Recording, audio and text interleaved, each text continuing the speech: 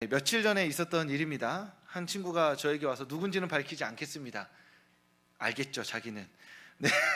한 친구가 저에게 와서 이렇게 물어봤습니다. 목사님, 내년에 나이가 어떻게 돼요? 이렇게. 그래서 제가 40인가 41인가 42인가 잘 모르겠다 했습니다. 그랬더니 왜 정확히 안 세냐는 거예요, 나이를. 그래서 안 센 지 좀 됐다. 근데 그 친구는 자기는 매년 나이를 센다는 거예요. 근데 왜 나이를 셀까요? 젊으니까. 내일이 기대되니까 세는 것 같습니다. 근데 일단은 왜 나는 안 셀까? 나 언제부터 안 세게 됐을까? 했는데 저희 부모님도 그렇게 세시는 것 같지는 않아요. 어떠신가요, 성도님들? 나이 세고 계신가요? 2026년 드디어 내가 57에 다 왔다, 뭐 이렇게 생각하시지 않으시잖아요, 보통은. 근데 이제 20살 때 한 30대까지 초반까지는 내가 29이다 28이다 막 이렇게 하면서 뭐 아무거나 말을 갖다 붙여가지고 의미를 이렇게 더했던 것 같은데, 어느 날부터 날짜를 안 셌던 것 같습니다. 곰곰이 생각해 봤는데 이런 마음이에요. 맞는지 모르겠지만 한 살 한 살 나이가 먹어도 변화가 없습니다. 어떠세요? 30살, 막 31살, 32살까지는 여자친구도 있고, 뭐 결혼을 한 해 만에, 취업을 한 해 만에, 내가 돈이 있네 만에, 뭐 운전면허를 가지고 차를 사네 만에 하는, 매년마다 약간의 변화가 있었거든요. 내년에 대한 기대가. 근데 결혼을 하고 아이를 어느 정도 낳고 기르고 나서는 거의 비슷한 것 같아요. 아이가 자라죠. 하지만 저는 자라지 않고, 유일하게 변하는 거는 계속 복리로 살이 찌고 있다 라는 것만, 이런 것만 있고 특별하게 변하는 게 없었던 것 같습니다. 그래서 나이를 굳이 한 해 먹어서 더 센다고 해도 내년에 내가 어떤 특별한 기대나 변화가 없어서 나이를 세지 않는 것 아닌가, 이런 마음이 들었습니다. 그리고 또 하나는, 나이를 세는 것 자체가 어느 시점부터는 내가 더 약해져 가고 있다라는 느낌이 들어서 세지 않는 것도 있는 것 같습니다. 어느 지점까지는 내가 더 강해지고 성장하고 성취하고 나에게 기회가 주어지는 것 같아서 나이를 하나하나 세가면서 내일에 대한 기대를 할 수 있는데, 사실은 제가 이제 성도님들 앞에서는 나이 얘기가 좀 부끄러운 나이지만, 나이 40, 41가 되면은 이제 내년에도 내후년에도 어찌 보면 저는 소화는 더 안 될 것이고, 그렇죠? 살은 조금 더 쪄갈 것이며 피부는 조금 푸석해지고 머리도 빠질 건데, 나이를 세가면서 매번 더 약해지는 걸 제가 스스로 인지할 필요가 있나, 이런 마음이 들었습니다. 그러니까 우리가 연말에 시간을 돌아보면서 사실 시간을 세거나 시간을 생각할 때 어쩌면 나이가 먹어가고 약해지고, 사실은 젊을 때보다 더 많은 것들을 성취하지 못하는 그 시간 때문에 어쩌면 나이 세기를 주저하고 또 시간을 돌아보기를 좀 머뭇거리면서 이 연말을 보내게 되는 것 아닌가 생각이 들었습니다. 그런 의미에서 저는 이 연초에 사실 살을 빼고 싶었습니다. 그냥 그랬습니다. 많은 분들과 얘기를 했고 다 물어봤습니다. 운동을 하시냐? 달리기를 합니다. 뭘 합니다. 그렇군요. 저도 해야 되는데. 이거를 거의 한 365일 계속 이야기하고 다시 이 자리에 도달했습니다. 그러면서 한 해를 돌아보니까 제가 무언가를 해냈나? 성취해냈나? 무언가를 했나?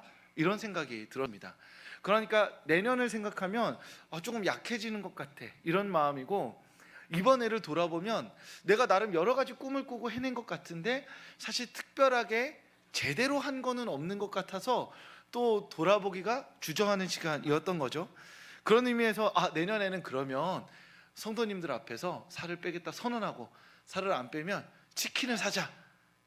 아직 말 안 했습니다. 이제 근데 제가 가까운 어떤 청년 목사님께서 제가 살을 빼면, 차를 못 빼면 치킨을 사겠습니다 하고 12월이 됐는데 살을 못 빼가지고 한 달 내내 막 중내산에 했던 친년 목사님이 계시거든요. 결국 못 빼서 치킨 80마리 샀습니다. 그래서 저는 그러지 않기로 다짐하면서 그러지 말자라고 말하는데, 새로운 한 해를 맞이하면서 약해지고 싶지 않고 이번에 놓친 것들을 생각하면서 계속해서 다짐을 하게 되죠. 이런저러한 것들 해냈으면 좋겠다, 해내자, 공부하자, 살을 빼자, 뭐 여러 가지들을 이야기하게 됩니다. 그래서 연말이 되면 한 해를 전체를 길게 봅니다. 그리고 뒷날들도 1년을 통으로 보게 돼요. 아, 2025년 어땠지라고 생각하게 되죠. 11월에는 11월을 어떻게 살았지라고 생각하는데 12월 말이 되면 2025년을 생각하고 2026년을 생각하면서 시간을 길고 넓게 보게 됩니다. 그러면 길고 넓은 시간 동안 못했던 것들을 생각하면서 사실 마음에 조금 편치 않은 마음이 드는 것이 사실인 것이죠. 그래서 한 영화평론가는 자신의 삶의 모토로 이렇게 이야기했습니다. 하루하루는 성실하게, 인생 전체는 되는 대로. 어떤 의미인지 아시겠어요? 자기가 인생 전체를 계획하고 준비하려고 하는데 사실은 잘 안 된다는 거예요. 내가 아무리 계획형 인간이라 하더라도 나의 문제, 가족의 문제, 상황의 문제, 나라의 문제가 겹치면 내가 아무리 세우는 계획이라 하더라도 결코 지킬 수 없다라는 것이죠. 긴 시간을 내가 세세하게 통제하려고 준비하면 결국 그 긴 시간이 지났을 때 못한 것들만 머릿속에 남으니 인생 전체는 어쩔 수 없이 되는 대로, 흘러가는 대로 살아가되 우리가 그래도 통제할 수 있고 다룰 수 있는 이 하루하루의 삶은 성실하게 살아가는 것이 우리의 삶에 맞는 것이 아닌가라고 이야기해 주었습니다. 그런 의미에서 저도 일정 부분 동의하게 되었습니다. 내가 일주일은 통제하기 어려운 것 같아요. 열심히 통제하는 것 같지만 일주일을 52주를 계속해서 지속 가능하게 살아갈 수 있는가 하면 쉽지 않은 것 같습니다. 그런 의미에서 내가 통제하고 내가 다스릴 수 있는 오늘 아침, 오늘 점심 이후의 시간과 하루하루를 성실하게 살아가는 것, 어쩌면 그것이 우리가 할 수 있는 일이라는 것이죠. 그런 의미에서 우리는 하루하루를 성실하게 살아가야 하겠습니다. 그리고 2025년의 마지막 주일, 그리고 2026년을 앞두고 있는 오늘 하루하루 성실하게 살아가기 위해서 우리는 여러 가지 계획들을 세우고 있는데 오늘 이 자리에서 우리가 세워야 할 유일한 계획 한 가지가 있습니다. 그것은 무엇이냐 하면 우리는 2025년보다 더 나은 그리스도인이 되어야 합니다. 2026년에는 더 마른 사람이 되거나 더 영어를 잘한 사람이 되거나 더 자산이 증식된 사람이 아니라 더 나은 그리스도인으로 살아가기를 다짐해야 한다는 것이죠. 성도님들이 정말 참으로 그리스도인이라면, 내가 예수 그리스도를 구주로 모시고 있는 분들이라면 2026년에 우리의 삶에 유일한 모토가 있다면 나는 어제보다 더 나은 그리스도인이 되겠다. 나는 어제보다 더 나은 하나님을 사랑하는 사람이 되겠다. 나는 어제보다 더 이웃을 사랑하는 사람이 되겠다. 그래서 2026년 마지막 주일이 됐을 때 다른 건 몰라도 모든 건 실패하더라도 내 인생의 유일한 목표, 유일한 근본적인 목적인 하나님을 더 사랑하는 자로서 성장했으면 좋겠다라는 마음을 2025년 오늘 먹어야 한다는 것이죠. 그런 의미에서 우리는 더 나은 그리스도인이 되기 위해서 오늘 본문 말씀을 통해 세 가지를 함께 나누고자 합니다. 우리는 어떻게 하면 이 세상 가운데서 더 나은 그리스도인이 될 수 있을까요? 첫 번째는 예수님 안에 뿌리를 깊이 내려야 한다는 것입니다. 오늘 본문 말씀 2장 6절을 보면 이렇게 나와 있습니다. 너희가 그리스도 예수를 주로 받았으면 그 안에서 행하되 그 안에 뿌리를 박으며 라고 나와 있습니다. 성도님들의 마음에 주 예수 그리스도를 받으신 분들 맞으신가요? 네, 주저하시면 안 됩니다. 그러면 2025년이 마지막 주 굉장히 우울해집니다. 딴 질문은 몰라도 이 질문은 잘 하셔야 돼요. 성도님들 마음에 주 예수 그리스도를 받으신 것 맞으신가요? 네, 그렇다면 그 예수 그리스도 안에서 행함으로써 뿌리를 내려야 합니다. 그리스도인의 삶에서 매우 중요한 한 가지가 있는데 바로 행함입니다. 신앙의 뿌리는 그리스도 안에서 행함으로 내려지게 된다는 것이죠. 이런 말이 있습니다. 66번의 반복이 진실을 만든다라는 말이 있습니다. 66번은 그냥 유명한 사람이 아무렇게나 한 말입니다. 중요한 건 뭐예요? 66번이나 될 정도로 반복해서 그 행동을 하거나 그 마음을 표현한다면 그것 자체가 우리 안에 진실이 된다라는 것이죠. 내가 그리스도인으로서 하나님을 충분히 사랑하지 않습니다.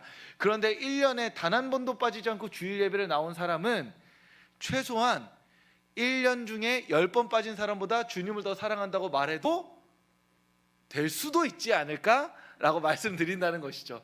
왜냐하면 단순히 횟수만으로 주님을 사랑한다는 게 입증되는 것은 아니지만, 그럼에도 불구하고 매 주일 내가 누릴 수 있는 나의 시간, 나의 관계, 나의 행복을 포기하고 거절하고 이 주일 예배에 나와서 하나님을 선택한 것만으로도 내가 하나님을 사랑하는지 사랑하지 않는지 긴가민가 하는 것보다 나는 하나님을 더 사랑한다라는 것이죠. 어떻게 하면 그리스도인이 될 수 있을까요? 여러 가지 말들을 할 수 있겠지만 1년 동안 빠지지 않고 주일 예배에 참석하면 그 사람은 누가 보아도 그리스도인일 가능성이 매우 높다는 겁니다. 왜냐하면 주일 예배에 나오기 위해서 포기한 모든 것들의 총합은 그리스도인이 되기 위해 포기한 가치와 동일하기 때문이죠. 다른 어떠한 것, 다른 복잡한 것, 다른 어려운 것들을 생각하면서 그리스도인이 되기 위해서 너무나 신비롭고 대단한 것들을 찾아 헤맬 필요가 없는 것입니다.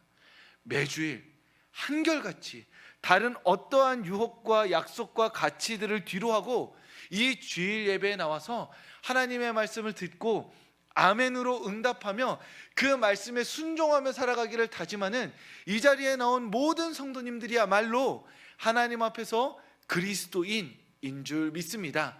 그러니 2026년에는 우리의 신앙을 위해서 여러 가지 너무 어렵거나 특별한 것들을 계획하는 것이 아니라, 주님, 제가 주님께서 저에게 허락하시는 그 예배 성실하게 참여하겠습니다. 그 안에서 선포되는 그 말씀 앞에 아멘으로 응답하겠습니다. 아멘으로 응답한 그 말씀을 따라 살아가기로 결단하겠습니다. 그렇게 나의 행동을 그리스도인답게 하는 것으로 결단하는 것만으로도 우리는 2026년에 이번보다 더 나은 그리스도인이 될 줄 믿습니다. 두 번째로, 더 나은 그리스도인이 되기 위해서는 배운 대로 믿음에 굳게 서야 합니다. 솔로몬은 모든 것을 다 한 다음에 마지막 한마디를 했죠. 해 아래 뭐가 없다고요? 해 아래 새 거가 없다. 그러니까 할 거 다 해보고 나니까, 공부할 거 다 익혀보고 나니까 사실은 우리가 지금 누리고 있는 것, 우리가 경험하고 있는 것이 인간 역사 가운데 대대로 이어져 내려왔다라는 것이죠. 물론 해 아래 새 것이 없다는 이 말을 내가 할 거 다 해보고 하고 싶은 게 인간의 욕망입니다. 그렇죠. 그래도 내가 페라리를 타고 난 다음에 마티즈를 타면서 차가 다 똑같아 라고 말하고 싶은 것이 인간의 마음인 거죠. 페라리를 타보지 않고 마티즈만 타본 다음에 차는 다 똑같아 하면 아무도 그거를 진실된 말로 들어주지 않기 때문입니다. 그런 의미에서 인간의 욕망은 사실 같습니다.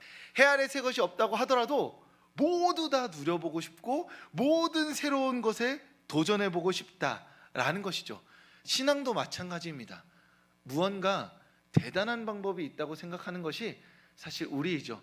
놀라운 설교와 놀라운 기도회와 놀라운 찬양과 특별한 성경 해석이 있다고 믿습니다. 그런데 잘 생각해 보시면 내가 은혜 받았던 때는 정말로 이 세상에 다시 없을 탁월한 설교를 들었을 때가 아니라 내가 가장 약해져 있을 때였습니다. 내가 정말 하나님을 간절히 바랄 때 주님께서 내 인생 가운데 찾아오셔서 말씀해 주셨던 겁니다.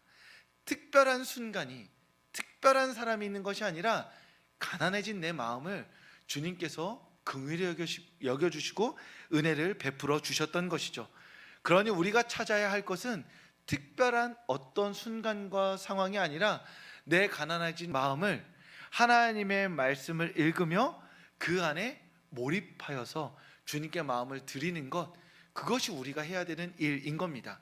그것이 교회가 오래도록 가르치고 있는 유일한 방법입니다.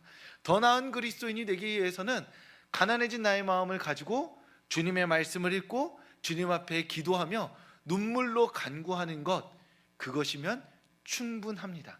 내 주변에 있는 어떠한 것이 바뀌기를 기다린 것이 아니라 내 마음에 주님을 만나고자 하는 가난한 마음이 임하기를, 그 가난한 마음이 임했을 때 세상이 주는 약속을 쫓아 살아가는 것이 아니라 하나님의 말씀과 기도에 몰입하여서 하나님을 만나게 되기를 간구하는 그 마음이 있는 사람이 2026년에는 하나님을 만나게 될 것이고 하나님 안에서 더 나은 그리스도인이 될 줄 믿습니다. 그리고 세 번째로는 감사가 넘치는 생활을 해야 합니다. 사도 바울은 감사가 넘치게 하라 이야기합니다. 감사를 해라가 아닙니다. 우리 안에 할 수 있는 한 가능한 넘쳐서 내가 지금 감사하고 있다는 사실을 다른 사람들도 느끼게 할 만큼, 느껴질 만큼 감사를 하라라고 이야기하고 있습니다. 왜냐하면 감사라는 건 우리의 관점을 바꾸는 행위이기 때문입니다. 시선을 바꾸는 행위입니다. 그래서 감사가 안 되는 사람은 진짜 안 됩니다. 아무리 하려고 해도 어렵습니다. 아무리 둘러봐도 감사할 게 없습니다.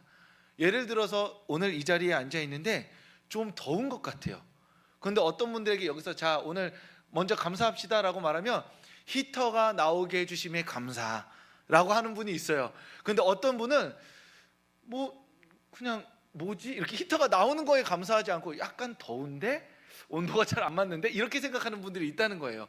이게 기본적으로 우리가 가진 시선과 관점, 태도가 담겨 있기 때문에 단순히 잘하고 못하는 것을 무어라 말할 게 아니라 감사가 넘치게 하기 위해서는 우리의 전 존재가 일정 부분 움직여야 한다라고 말씀드릴 수 있는 것이죠. 오전에 말씀드렸듯이 사도 바울이 자기 손에 쇠사슬이 차 있는데 그 상황에서도 복음을 전할 때라 믿고 전했던 것은 우리가 오늘 은혜 받아서 주여 내 인생에 쇠사슬이 와도 그때 복음을 전하겠습니다라고 오늘 하루 결단한다고 해서 될 일이 아니라는 것이죠. 일평생의 삶에 주님 앞에 몰입된 삶을 살아야지만 손에 쇠사슬이 채워졌을 때에도 복음을 전할 생각을 하게 된다는 것입니다. 그런 의미에서 감사가 넘치는 생활을 한다는 것은 우리의 시선과 관점과 생각을 모조리 바꿔서 우리가 할 수 있는 한 우리 안에 주어진 모든 삶의 환경에서 감사를 선택하는 행동을 반복해야 합니다. 이것이 제일 어렵죠. 하지만 이 세상 사람들이 우리가 성경책을 펴고 있을 때는 그리스도인이라고 잘 느끼지 못합니다. 그냥 성경을 읽는다 생각하죠. 그런데 우리가 다른 그리스도인이 아닌 사람들이 감사하지 못하는 순간에 감사를 선택하는 말을 꺼내고 고백하기 시작하면 사람들은 우리에게서 조금 다른 결을 보게 됩니다. 아, 그리스도인은 감사하는 사람이구나, 감사를 선택하는 사람이구나 라고 우리를 통해 그리스도를 보게 된다라는 것이죠. 그런 의미에서 2026년에 우리가 더 나은 그리스도인으로 살아가기 위해서는 가장 중요한 것은 감사하는 것입니다. 우리의 삶에 감사할 것들을 발견하는 것이고 감사할 것들을 말하는 것입니다. 그러므로 말미암아 우리는 감사를 더 많이 선택함으로 말미암아 더 나은 그리스도인이 될 줄 믿습니다. 사랑하는 성도님들, 그럼 지금 머릿속에 한 가지만 떠올려 볼까요? 자, 오늘 지금 이 순간에 감사할 거 딱 하나만 생각해 보시겠어요? 떠오르시나요? 네, 제가 어제 이제 감사 구역에서 저를 초대해 주셔서 이렇게 가서 맛있는 음식을 먹었습니다. 그런데 굴을 주셔가지고 굴을 이렇게 구워서 먹었는데 정말 맛있었습니다. 자랑하려고 하는 게 아니라, 근데 굴을 먹다가 제가 급하게 먹어서 여기 이렇게 살짝 데였습니다. 그래서 말할 때 약간 따끔따끔해요. 근데 참 사람 마음이 신기한 게 그렇게 맛있게 굴을 먹고 따끔따끔한 거랑 이렇게 이렇게 굴 먹은 거에 감사해야 되는데 입술 데였네 라고 생각하는 못난 저를 보았습니다. 감사하고요. 너무 감사했습니다. 왜 이렇게 말씀드리냐면 사람 진짜 한 끝입니다. 잘 먹고 이빨에 끼거나 배 아프면 괜히 먹었다 생각하는 게 사람이죠. 그만큼 감사하다는 게 참으로 어려운 것 같습니다. 그럼에도 2026년에 주님이 우리를 부르신 그 부름을 따라서 더 나은 그리스도인이 되기 위해서 감사를 선택하고 감사를 고백할 수 있는 우리 성도님들 되실 수 있기를 주님의 이름으로 축복합니다.